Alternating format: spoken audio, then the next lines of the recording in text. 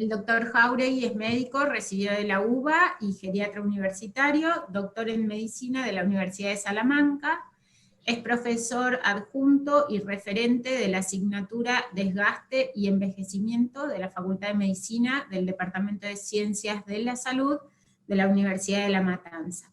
Es médico coordinador del área de rehabilitación geriátrica del Hospital Italiano de San Justo, Agustín Roca, desde el 2012 hasta la actualidad, y es presidente electo de la Asociación Internacional de Gerontología y Geriatría. José, todo tuyo. Muchas gracias, Magdalena, muchas gracias, muy buenas tardes a todos. Bueno, sin ninguna duda, esta convocatoria, digamos, es absolutamente, digamos, adecuada para los tiempos que corren, ya Maite lo dejó muy claro, y estamos todos frente a una situación nueva, creo yo la crisis humanitaria más grande del siglo XXI, ¿no? No tenemos muchos años, pero es lo que nos está pasando. Y lo primero que les quiero decir antes de empezar mi exposición, creo que soy el único médico del panel, que es, por suerte, digamos, no por suerte, hoy es mucho mejor agarrarse COVID que hace 5 o 6 meses atrás, ¿no? Porque, como decía muy bien recién Maite también, no sabíamos nada, no teníamos idea frente a qué estábamos, y hoy ya tenemos algunas cosas claras, como por ejemplo, controlar una cosa, un detalle, digamos, cuando empieza el descenso de oxígeno en la sangre, que se puede hacer con elementos muy baratos, lo que se llama hipoxia asintomática, lo cual ha demostrado disminuir mucho la mortalidad, sobre todo en los adultos mayores. Dicho esto, y pasando al tema que nos convocan, solamente quería pasar ese pequeño mensaje, ¿sí? Lo que yo quisiera, digamos, o quisiera empezar a decir, ¿sí? Es precisamente, como recién acaba de plantear muy bien Maite, lo de la medicalización de las residencias de larga estadía, que en esta circunstancia que estamos viviendo, y permítanme poner una de las tantas frases que andan dando vueltas, en este caso de Albert Camus, que el problema no es solamente un problema biológico, un problema médico, un problema de virus, ¿sí? Sino que es un problema de la sociedad toda y en definitiva de su comportamiento. Y en esto creo que vamos a coincidir todos esta tarde en lo que está ocurriendo. Entonces, sin ninguna duda, las personas mayores son de los grupos más vulnerables en esta pandemia, los números de casi todo el mundo lo están mostrando, ¿sí? Es una población donde hay mucha fragilidad, mucho deterioro del sistema inmunológico, hay muchas enfermedades, toman muchos remedios, ¿sí? Todo esto incide en la gravedad y el aumento de la mortalidad de esta infección, además de los contextos sociales que ya están siendo enumerados, ¿sí? En este sentido, en las instituciones de larga estancia, donde porcentualmente hay más personas mayores frágiles, o con estas condiciones que comenté recién, y son un lugar de cuidado y mayor riesgo a contraer la enfermedad, ¿sí? Obviamente la gran variabilidad de los recursos, de los tamaños, como recién escuchábamos también, de los servicios, de la cantidad de personal, el tipo de población a la que asisten, ¿sí? Hace dificultoso aconsejar medidas similares para todas, sobre todo teniendo en cuenta que no son lugares preparados como sanatorios u hospitales. Hay algunas características, como nombré recién, que, digamos, aumenta la vulnerabilidad en esta población. Fisiológicamente vamos perdiendo nuestra capacidad de defendernos, digamos, frente al estrés externo que nos genera la vida, y en este caso esta maldita infección.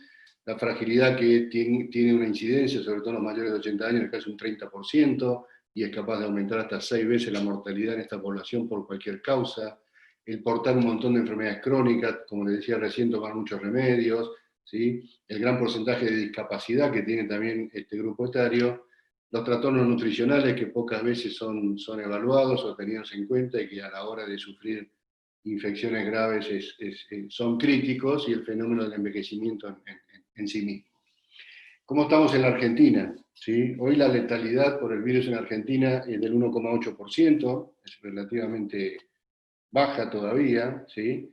Tenemos otro número duro a mirar en este momento, ya no miramos más la famosa curva, si la aplanamos o no la aplanamos, sino que es cómo nos está ocupando nuestro sistema de salud. Todavía, digamos, estamos en prácticamente la mitad de ocupación de nuestras camas de terapia intensiva, con lo cual este tiempo ganado, desde que empezamos la cuarentena, sí ha tenido un efecto ¿sí? Beneficioso, más allá de todas las otras cosas que podamos discutir, es que nos haya dado un poco de tiempo para prepararnos un poco mejor y enfrentar esta pandemia. En la Argentina el 82% de los fallecidos, que no son muchos, comparado con otros países del mundo y de la región, son mayores de 60 años. Ya claramente la mortalidad está fijada en esta población. De ellos el 70% tenía muchas enfermedades y el 78% factores de riesgo. Los más comunes eran ser diabético, tener enfermedad en los riñones o enfermedad del corazón. De estos fallecidos, 460 eran digamos, personas que vivían en las residencias de larga estancia o de larga estadía. ¿Sí? Este es un número, digamos, pequeño todavía, y esperemos que siga siéndolo así. Ustedes saben que en nuestro país hay aproximadamente 6 millones de personas mayores de 60 años, ¿sí? Y tenemos hoy casos positivos en esta población casi 30.000, ¿está bien? Cuando nuestro país está superando los 206.000 ya al día de hoy. Y podría haber casi 10.000 más en estudio, de los cuales probablemente la mitad termine siendo positivo, pero digamos, estamos teniendo entre 30 y 35.000 casos de COVID en mayores de 60 años en nuestro país, de los cuales, digamos, han fallecido, estos datos son de la semana pasada, 3.122 personas, y como les decía, de la totalidad de la Argentina, ¿sí? El 82% de nuestros muertos o personas fallecidas son mayores de 60 años. Bueno, yo solamente digo, también como dije antes y empecé la charla dándoles un dato médico, les digo que siendo médico digo que las residencias, y siguiendo la línea de Maite, y creo que la que todos vamos a tener en este panel, son casas grandes y no hospitales pequeños, ¿sí? Si me permiten el término. No están diseñados para, no deben medicalizarse, vamos a terminar la charla un poquito hablando de eso, pero digamos, sigamos haciendo la sala de situación en Argentina. En nuestro país, de esos 6 millones de mayores de 60 años, solamente el 1,8% está institucionalizado en una residencia de este tipo, ¿sí? Hoy en día el 14% de los casos positivos en nuestro país son mayores de 60 años, en la gran mayoría de los casos positivos son gente joven, como bien sabemos, pero como les decía antes, el 82% de los fallecidos son personas mayores de 60 años. Repito, de estos 460 viviendo en residencias, y esto respecto al total de institucionalizados que se estima. La Argentina, Maite, te comento, también tiene los mismos problemas de información que vos comentabas, quizás un poco menos, pero no tenemos datos absolutamente fehacientes, ¿sí? Pero fíjense que respecto a la totalidad de personas mayores que viven registrados oficialmente en residencias, solamente ha fallecido el 0,4% de ellos. ¿Está bien? Y con respecto a la población general, y esto es para comparar con otros tipos de enfermedades, fíjense que el número es casi insignificante a la fecha. Solo como dato, en el año 2018-2019, digamos, el periodo de medición del Ministerio de Salud de la Nación, en nuestro país fallecieron 36.000 personas por gripe, pero bueno, no se mide de la misma manera, no es la misma situación. Esta es una enfermedad que todavía desconocemos y por lo tanto no es comparativo, pero es solo para que veamos el impacto que estamos teniendo y el grado de preparación o, digamos, de amortiguación que tiene nuestro sistema de salud en el caso de que se nos dispare más. ¿Está bien? En nuestra ciudad, en particular, en Buenos Aires, solamente está institucionalizado el 0,03% de los mayores de 60 años. Acá son aproximadamente 600.000, ¿sí? Los que viven. De ellos, el 17% son positivos, portadores de la enfermedad, que son 3.225, que es el 3% de la totalidad de los casos de la ciudad. Dentro de los fallecidos en residencia hay 360, o sea, de los 460 del país, la gran mayoría han sido residentes de nuestra ciudad los que han fallecido, con una mortalidad del 24%, y solo a modo también de tener claro, digamos, quizás porque estamos llegando más tarde, ¿sí? Países como Canadá han tenido arriba del 80% de mortalidad, digamos, de COVID en adultos mayores, perdón, más del 80% fue en residentes de de residencia de larga estancia. Entonces, todavía nuestros números, digamos, están un poco lejos, ¿sí? Quizás el dato interesante, que en la Ciudad de Buenos Aires, que hace 14 semanas este número era 38%. O sea, en nuestra ciudad hay un descenso en la mortalidad de los residentes de residencia de larga estadía, valga la redundancia. Hay algunas explicaciones, solo el tiempo nos va a decir la verdad de todo esto, como siempre, de esta película, pero es un dato positivo, ¿sí? Y tiene cierta coincidencia con que, me voy a pasar al último párrafo, después de muchos idas y vueltas, e intervenciones de diferentes estamentos público-privados con el gobierno, digamos, empezó a testear regularmente al personal de salud de nuestras residencias, ¿sí? Eso permitió ciertas estrategias, es una de las explicaciones. Pensamos que también los que tenemos alguna pequeña formación epidemiológica, que es parte de la explicación, ¿sí? Y como les comentaba recién, el tiempo nos va a decir si estamos o no digamos, con la razón en esta forma de verlo. Solo para tener contexto, en nuestra ciudad hay entre 18.500 y 20.000 adultos mayores institucionalizados, en 483 residencias de larga estadía oficiales. Sabemos que hay más, pero digamos, estas son las que están en registro y bajo control de la Secretaría del Gobierno de la ciudad. Más o menos hay 13.000 personas que trabajan en este área, más los profesionales, o sea, 13.000 serían básicamente todo lo que sería el área no asistencial y los trabajadores básicos y los cuidadores y asistentes gerontológicos. A esto habría que sumarle, digamos, los terapistas ocupacionales, etcétera, que van y vienen entre la gran mayoría de las instituciones. Entonces, el multiempleo y la circulación en transporte público dentro y fuera de la ciudad es una característica de nuestro sistema de atención. La alta variabilidad de infraestructura, el número de empleados, la calidad de los mismos, los costos, ¿sí? Las EPI, como decía Maite, los equipos de protección y la capacitación del mismo, todo esto hay una gran variabilidad entre residencias. Hay protocolos muy bien escritos, realmente son buenos los protocolos, ¿sí? Pero a veces muy difíciles de aplicar por razones de costos o por razones de estructura, ¿sí? La gran mayoría de las residencias de la ciudad están cerradas a nuevos ingresos, aunque no está prohibido. Casi no tienen visitas cuidadas, casi ninguna. No, o sea, las visitas de familiares sí están prohibidas, pero digamos no hay protocolos en ninguna como para favorecer algún tipo de visita, aunque sea a través de mamparas o algún otro sistema. Pues se está haciendo casi todo en forma digital, con una alta variabilidad en el uso de la tecnología para conectar. Las residencias de los ancianos, donde están los ancianos más frágiles, como les comentaba antes, sin capacidad la mayoría de poder aislar o volver a recibir, cuando tienen casos internos, ese es un gran problema.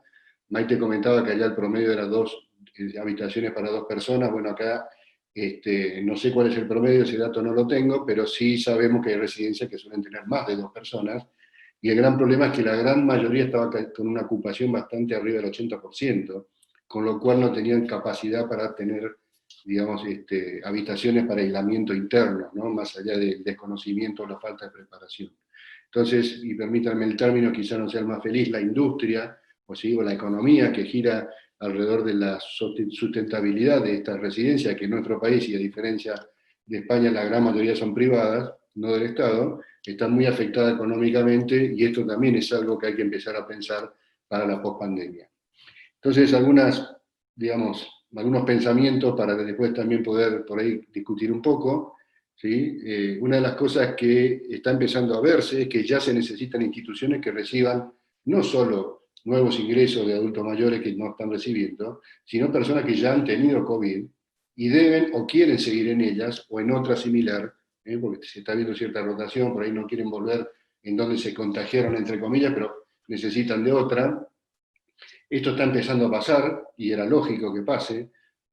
Hay que ponernos a pensar cómo generar visitas cuidadas. La situación de no ingreso de familiares por protocolos vigentes se está estresando realmente mucho.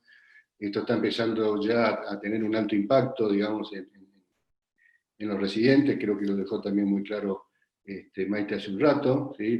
Esto es lógico que ocurra, pero está empezando, como digamos, a elevarse el nivel de requerimiento, de protesta, no sé cómo expresarlo, de que esto hay que solucionarlo de alguna manera, ¿sí? En nuestra ciudad, el protocolo vigente permite ingresos cuidados. O sea, los familiares que contrata pueden visitar el lugar donde se van a quedar sus padres y a dónde no pueden luego ir a verlos. Perdón, esto es una pregunta, porque se permite el ingreso en nuestro protocolo, ¿no? Con ciertos cuidados en particular, por supuesto, pero no se permite el ingreso de visitas o de familiares, por ejemplo, por lo menos no está claro. Entonces, es un poco también una de las situaciones que tenemos que resolver, y yo creo que rápidamente. La pregunta de recién, digamos, ¿se debe medicalizar la residencia en la pospandemia? Bueno, mi posición como gerontólogo y geriatra es absolutamente no. Están, digamos, diseñadas y, digamos, para otro propósito y para otro tipo de, digamos, de tipo de cuidado, y como les decía recién, deben parecerse más a la casa, a un lugar donde uno quiere estar y no a un hospital. Por lo tanto, mi posición personal es esta, ¿sí? Igual uno se pregunta, ¿son o no son instituciones del sistema de salud? Digamos, ¿hasta dónde se les puede exigir, no? Ni siquiera tienen las mismas condiciones desde la ley, desde que pagan el impuesto al valor agregado en valores comunes como cualquier comercio, digamos, de nuestro país, y los sistemas de salud, ustedes saben que o no lo pagan o pagan la mitad, hasta las condiciones, digamos, de equipamiento, de capacitación del personal, que es la crisis que ha ocurrido en todos lados. Entonces, la verdad es que si bien el Ministerio de Salud, ¿sí?, es el que audita las residencias, sobre todo en Buenos Aires, ¿sí?, el que habilita las residencias no es el Ministerio de Salud. O sea, hay algunas dicotomías en nuestra situación que complica incluso un poco más, y la pandemia vino a ponernos en evidencia, ¿sí? ¿Seguiremos desde la sociedad pensando que este es el modelo? ¿Sí? Cuando se ha profundizado la estigmatización de las mismas. O sea, ustedes han visto la televisión igual que yo en estos últimos meses, las cosas y las barbaridades que se han dicho, más allá de las que se han visto, ¿no? O sea, la realidad cruda que todos conocíamos, pero que nunca había sido vista en la gran pantalla, digámoslo así. Entonces yo creo que acá se nos está abriendo un debate, porque lo que ha ocurrido es que se ha estigmatizado mucho más el concepto de geriátrico como lugar de depósito, o donde alguien deja a un viejo que no quiere ver, ¿no? Lo voy a poner en esos términos de visibilización o de edadismo, si ustedes me permiten. Y, digamos, uno se preguntaría, entonces, ¿empezamos a pensar en serio que la asistencia social, de cuidados, el rol de casa hogar, se puede ir trasladando al domicilio real? ¿No? Recién también Maite planteaba, o sea, ¿cómo vamos a pensar, digamos, la salida y las estructuras? Porque probablemente no sea la última situación, no sé si vamos, espero que no tengamos la humanidad, ¿no?, otra como esta, pero vamos a tener situaciones, y realmente me parece que es un buen momento para volver a sentarnos todos y hacernos preguntas, que son muchas y que tenemos pocas respuestas aún, pero que, bueno, eventos como el de hoy realmente nos convoca a que nos empecemos a conectar, a comunicar nuestras experiencias, y a pensar entre todos cómo salimos, ¿sí? Como yo digo, qué nos pasa en la durante pandemia y cómo salimos del pandemonio, ¿sí? También, si me permiten el término. Así que muchísimas gracias a todos, y quedo a disposición, si tenemos tiempo al final, para preguntas o para debatir entre los panelistas. Muchas gracias.